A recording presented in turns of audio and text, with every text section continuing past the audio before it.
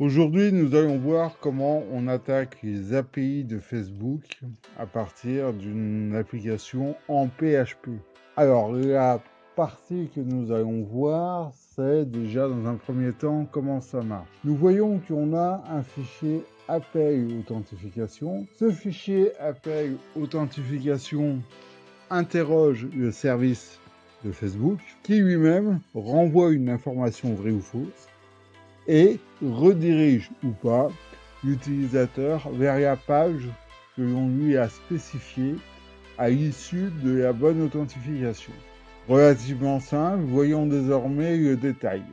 La configuration du retour. Chaque retour doit être spécifié vers quelle page on renvoie l'utilisateur.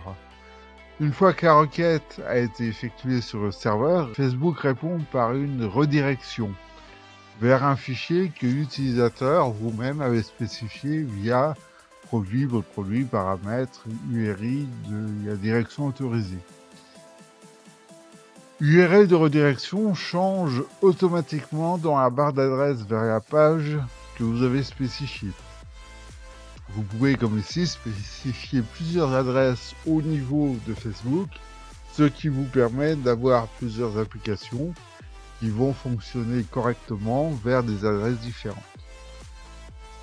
Les paramètres, vous voyez qu'on a plusieurs types de paramètres possibles ou non. Donc, voilà, donc, on ne va pas les détailler un par un. Tous les autres paramètres du champ, les champs restent vides. Donc ça, ce sont les paramètres que moi j'ai dû mettre en place pour que cela fonctionne à la fois sur Facebook et au niveau de mon code. Le fichier d'appel d'authentification que j'ai appelé appel_auth.php se compose en l'occurrence ici d'un lien Ahref tout simple, mais dans lequel, vous voyez, on a tout un appel d'API vers le graphe Facebook. Donc, on voit graph.facebook.com/OAuth. Donc, on utilise la méthode OAuth d'authentification. Et ensuite, on demande une autorisation. Pour que l'autorisation soit prise en compte par Facebook, on doit spécifier l'ID du client, le type de réponse que l'on attend et quel l'utilisateur doit être envoyé. Dans mon cas précis, je l'ai appelé token.php.